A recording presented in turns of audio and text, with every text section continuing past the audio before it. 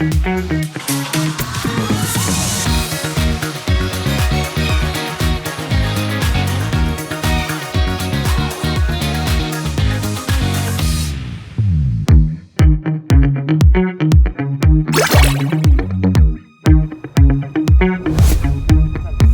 hola! ¡Qué padre verlos de nuevo! ¿Ya se dieron cuenta que estamos en el Parque Tres Centurias? Este lugar se llama así por una razón muy peculiar que luego ya nos van a platicar. Pero en general este complejo guarda 3 museos. El primero de ellos está aquí en el parque. ¿Quieren ir a conocerlo? Vamos, vénganse.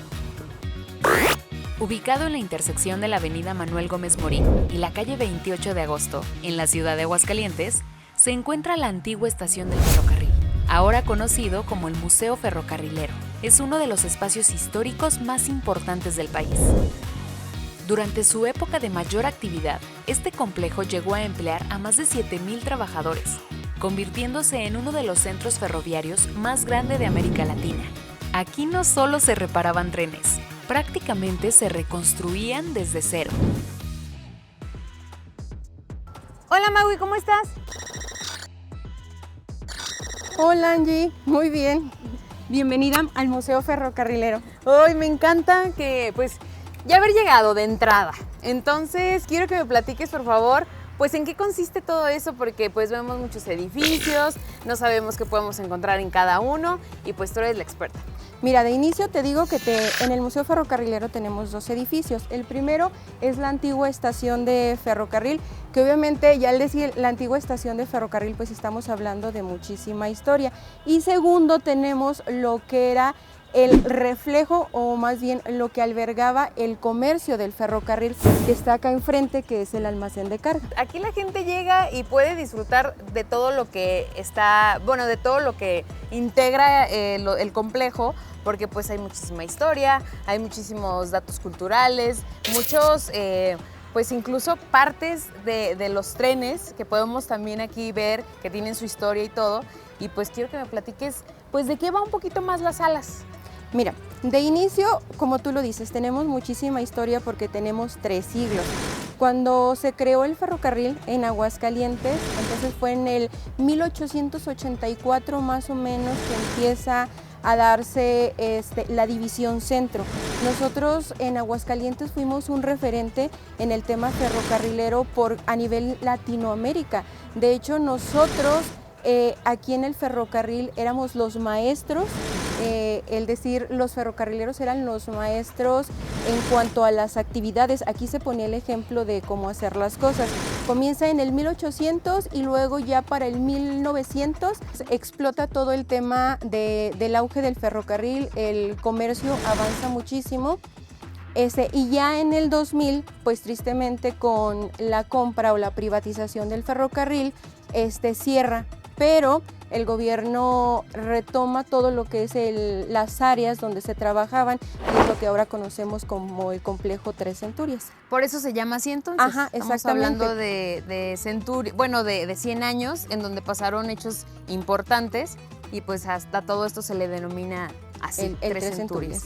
Y entonces en estos edificios que tenemos aquí, como ya nos dijiste lo que forma parte, ¿se pueden visitar y qué se puede visitar en cada uno de ellos? Mira, aquí en la antigua estación tenemos todo lo referente a lo que era principalmente lo administrativo, y tal cual como su nombre lo dice, la estación, las llegadas, entradas y salidas. Bueno, y entonces Maui, pues me da muchas ganas ya de comenzar. ¿Con qué me recomiendas? Mira, te recomiendo aquí con la antigua estación de ferrocarril, Okay. Y ahí te va a estar esperando mi compañera Cintia. Bueno, pues déjame. Tan solo en esta zona del complejo se ejemplifica perfectamente el porqué de las 3 centurias. El almacén de carga fue construido dentro de los 1800, la estación de tren construida para el auge de los 1900, y justo para la modernización de la zona, empezando a los 2000, se construyó el salón y área comercial del parque. Este museo está abierto de martes a domingo de 10 de la mañana y hasta las 6:30 de la tarde. Eso sí, no olvides llevar el suficiente espacio en tu celular, porque estoy más que segura que no dejarás pasar ni un rincón de este lugar, ya que toda el área es ideal para tomar unas cuantas fotos.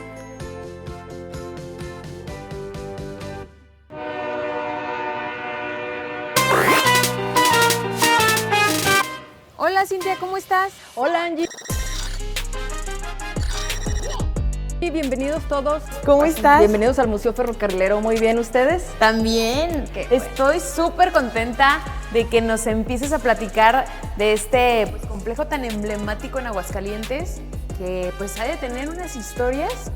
Bueno, estamos en lo que era la antigua estación de Aguascalientes, ahora Museo Ferrocarrilero desde el año 2003. ¿Sí? Pero bueno, su historia es desde 1911, que es la primera vez que abre sus puertas, un 20 de noviembre. Estaba planeado abrirse desde 1910, pero por el estallido de la Revolución Mexicana se esperan otro añito y es cuando el 20 de noviembre por primera vez abre sus puertas, y en sí fue lo último que funcionó como complejo ferrocarrilero de los Nacionales de México. Las oficinas que estaban en la parte de arriba, fue lo último que funcionó aproximadamente en 1997-98, pero fue así como complejo, fue esto lo último que funcionó ya en Nacionales de México. Estamos en la primera sala, que es la sala de espera, que era la de primera clase, había dos.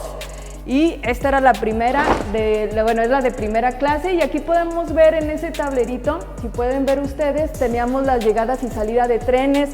Ese tablero pertenece a los años 60 y si nos fijamos bien, bueno, ahí nos apuntaban los números de trenes de pasajeros que llegaban de este lado. Y incluso, bueno, aquí a un ladito pueden ver las ciudades a donde se movían los trenes. Por decir, el número 7 pues era de México y llegaba hasta Ciudad Juárez, Chihuahua. Y a un ladito lo que dice de llega y sale es una H realmente que marca el horario, que era la hora en que llegaban los trenes y la hora que ustedes ya podían salir como pasajeros del tren. ¿Por qué fue importante aquí? El ferrocarril en Aguascalientes fue de hecho lo más importante a nivel Latinoamérica en los talleres. Estamos hablando de los talleres que se encontraban en la parte de enfrente, pero aquí era el área de transportes. Aquí tenían que venir todas las personas a comprar su boleto y los que deseaban viajar justamente en tren. Había un servicio que era el servicio de carga, servicio de trenes de pasajeros, y justo se hace museo porque ya quedó como un recuerdo, lamentablemente en México, que solamente quedan los trenes turísticos, pero oficialmente en el año 2000 se pierde el servicio de pasajeros por la privatización. Entonces se privatiza, por ejemplo, aquí se pasa lo que es el ferrocarril mexicano, que es Ferromex, que a lo mejor lo han visto. Entonces se privatiza, y cuando se privatiza solamente se decide quedarse con el servicio de cargamento. Por eso ya nada más vemos que pasan los trenes de carga y los de pasajeros quedaron como en la memoria y en el recuerdo del imaginario público, y por eso se hace ya museo en el año 2003. Perfecto.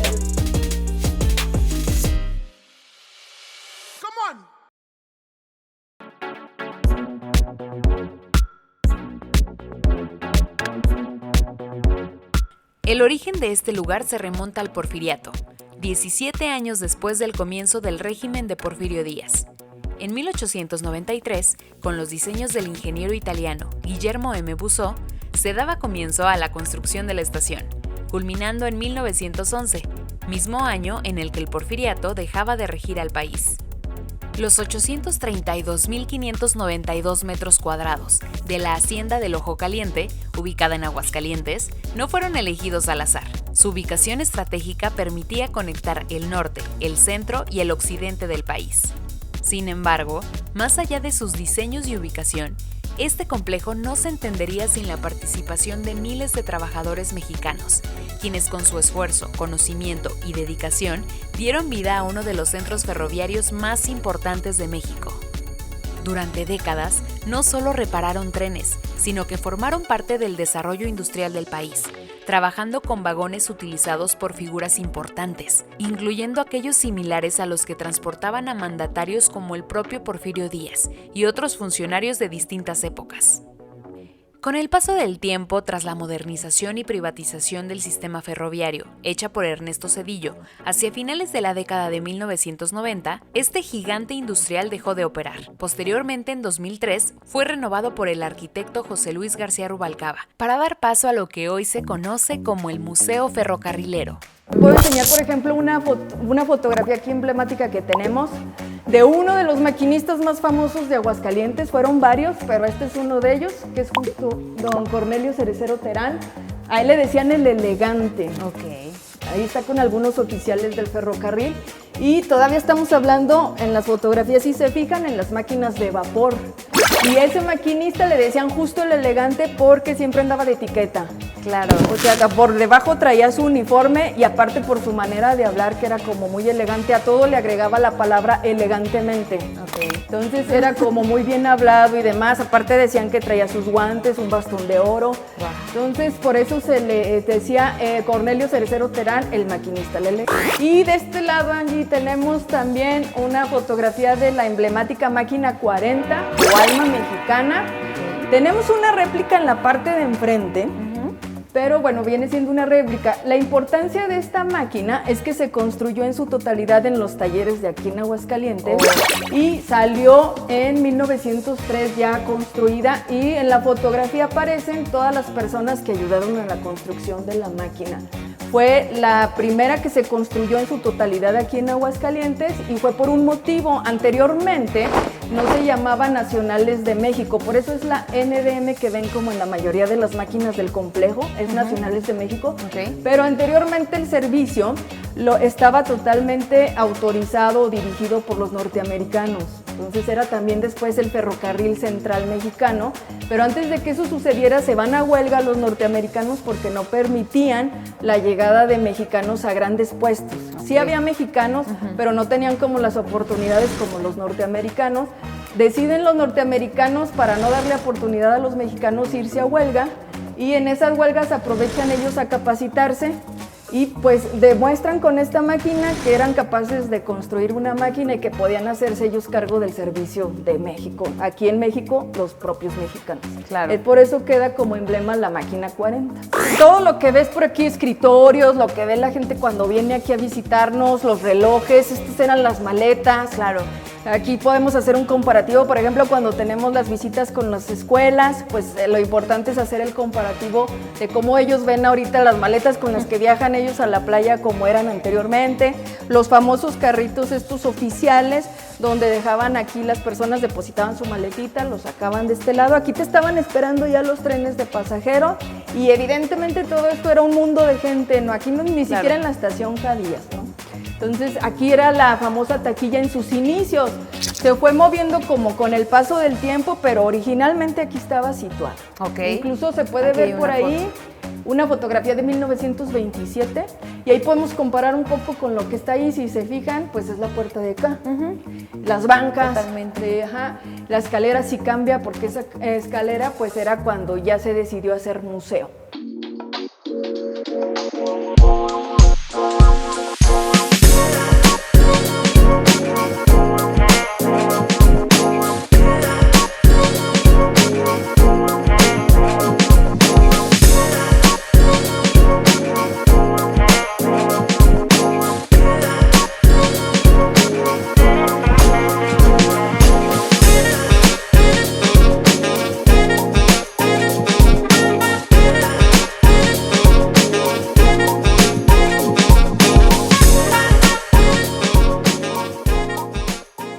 Por favor, para la ciudad de Claro que Juárez. Sí. Con mucho gusto, sería el 8. Ay, Cintia, qué padre, me sentí en esos años. Sí. Platícame, pues aquí la gente se formaba. Aquí se formaban justo los que querían un boleto de primera clase. Estaban las bancas, tú comprabas tu boletito, ibas y te sentabas y había oportunidad mientras llegaba tu tren. O si todavía tenías chance, podías pasar al restaurante, que lo manejaba un chino, por cierto. Él fue el que manejó más famoso del restaurante, era el chino Litoy, que por cierto en el jardincito de aquí del complejo hay una banquita con su nombre. Entonces él manejaba el restaurante y obviamente hubo varios dueños. Pero aquí tú, por ejemplo, adquirías tu boleto, esperabas tu tren, tu llegada, te avisaban, había un auditor de trenes que vigilaba si habías pagado en efecto tu boleto. Y los elementos que les puedo aquí enseñar, pues es una caja fuerte también que se usaba muchísimo aquí en el ferrocarril. Las famosas máquinas de escribir que igual las personas que nos están viendo ya no tuvieron la oportunidad de conocerlas. Los teléfonos, todo esto estaba ya pues en oficinas, que es lo que quedó ya como el recuerdo. Los sellitos esos que están colgados, bueno, pues era con lo que te sellaban el boletito justamente. La caja gris que estás viendo ahí observando era el boletero donde se guardaban los boletos, pero si se fijan, bueno, la composición de las sillas, el escritorio, era lo que había en oficinas, eso es lo que realmente se usaba aquí en el ferrocarril. Okay. ¿Y trabajaban en oficinas hombres y mujeres? Sí, ¿o era claro, mayormente... qué muy buena pregunta, porque muchas personas piensan que ferrocarrileros igual nada más son las personas que manejaban el tren. Ferrocarrileros en sí emana todo, desde lo que era el de la taquilla, el boletero, había muchísimas secretarias, no había maquinistas todavía en ese tiempo, pero en la actualidad en México existen mujeres maquinistas, muy pocas, pero claro que había secretarias y en la parte de arriba habían departamentos muy importantes como era el departamento de telegrafía, que era la sala, había salas telegráficas donde podían mandar sus mensajitos por telégrafo con código Morse y ahí había un montón de mujeres también trabajando. Okay. Entonces, siempre estaba lleno. Las oficinas, por ejemplo, telégrafos, te digo, un ejemplo, eran 24 horas. O sea, no se podía dejar de estar mandando los mensajes. Tenían relevos ellos siempre. Claro.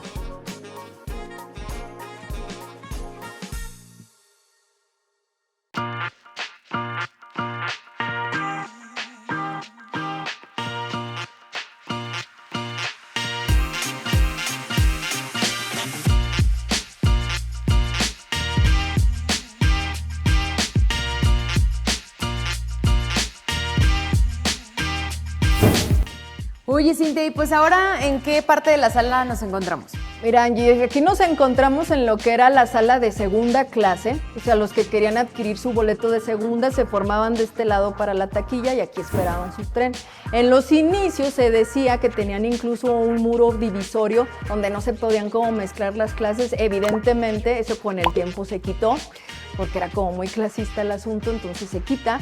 Y aquí ya nada más venías, comprabas tu boletito, obviamente viajabas un poco más incómodo. Claro. Pero bueno, te salía un poco más barato el boleto. Y bueno, aquí también es importante mencionar que la estación también tenía sus baños, su cocina, su restaurante y también contaban con un departamento que se le llamaba el Departamento Express, que era mensajería y paquetería. El tren, lo que funcionaba no nada más era mover gente, personas, ni mover carga pesada, también te podía mover carga muy ligera, incluso había carros correo donde tú mandabas tu cartita y te lo mandaban ahí. Entonces para todo funcionaba el tren, eso es importante también recalcar, era muy importante, no nada más un viaje y ya. Entonces en lo que era paquetería express, te pesaban obviamente tus bultos, tus paquetes y dependiendo del peso te lo registraban y te cobraban. Ok, porque incluso ya viendo a detalle, pues sí, las bancas hasta son diferentes, ¿no? Sí, son a lo mejor un poquito más incómodas. Sí, igual también me imagino en esos tiempos cómo sería vivir ahí, ¿no? O sea, o cómo sería disfrutar un viaje en clase de segunda o en primera, ¿no? Primera, así había incluso viajes en Pullman que les llamaban, que eran muy elegantes. Eso igual lo podemos seguir viendo gracias a la televisión, las películas de la época de oro del cine mexicano, pues aparecen un montón de trenes y ahí nos podemos ver cómo viajaban, ¿no? Para dejarnos como un poquito de imaginar. Y bueno, ahorita lo que es el Chepe, el turístico, pues ahí también es un viaje de pasajeros, ¿no? Súper. Y que esperemos ¿Te puedes que dar algún una día- idea? Sí, te puedes dar claro que una idea y ese sigue funcionando tal cual. Lo usan más turístico, pero en realidad es un tren de pasajeros, ¿no? Claro.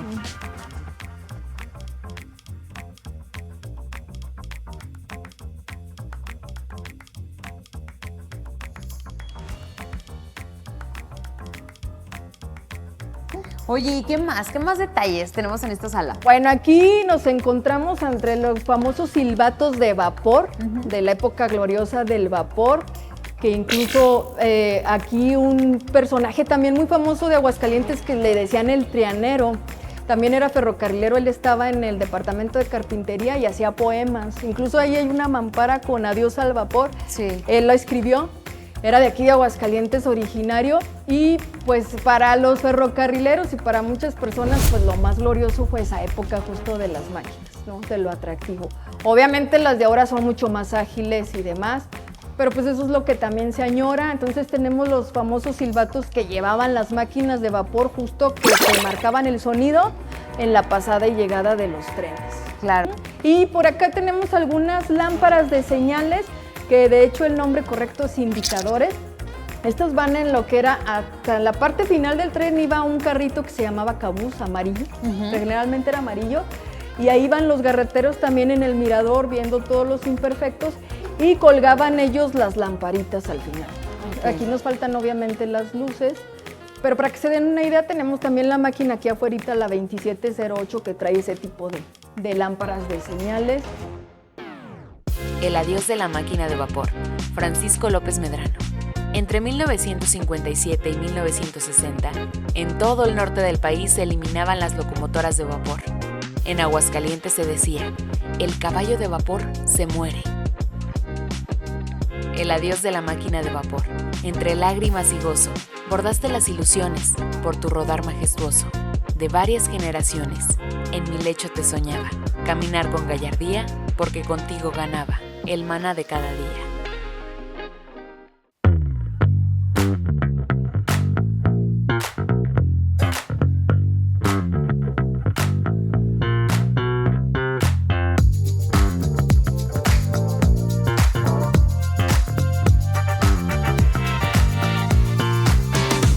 Incluso aquí podemos ver una antigua copiadora que se usaban en las oficinas ferroviarias. Justo Esas eran las copiadoras, es una copiadora. En sí es como una prensa, que de esas van a haber prensas gigantes, a lo mejor el día que vayan al Museo Guadalupe Posada para que se den una idea mejor. Pero pues prácticamente es una prensita, usaban como un tipo plumón de color azul especial, con una tinta especial. Entonces para no estar repitiendo los textos, ahí las ponían y lo único que hacía la prensita era apachurrarte los textitos y iba sacando como réplicas. Entonces, eso es una prensa copiadora, es como el nombre correcto, que también, bueno, se usaban para la elaboración, encuadernación de libros y demás. Oye, importante decir, todo lo que vemos aquí son piezas originales. Todo, sí, desde las sillas que ven ahí, las banquitas, que también se usaban mucho aquí en la estación para descansar los que no alcanzaban a sentarse.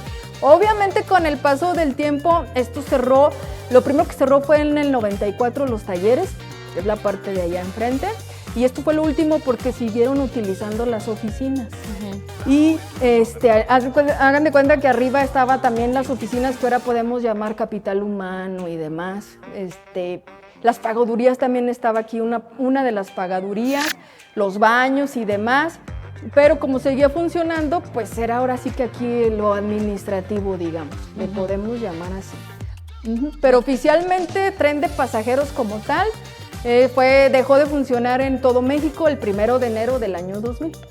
Yo pensaría que mucho antes, pero pues bueno, sí, también mucho ya antes, la verdad sí, pero sí fue desde antes que se fueron apagando poco a poco.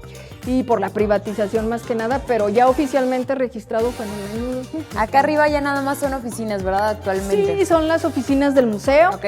Y esperemos también pronto que se abran otra, como la sala telegráfica. Otras y demás. salas. Claro que claro. sí. Muy bien, Cintia, pues entonces yo voy a seguir dándome aquí el recorrido. Claro, estamos a sus órdenes, lo que necesiten, pues aquí estamos. Bueno, musingueros, creo que este museo es tan extenso como locomotora de vapor en su pleno apogeo. Y si lo dejamos hasta aquí y continuamos para llegar al cabús de este episodio en la próxima, no se lo pierdan, ¿eh? Es una cita. Bye.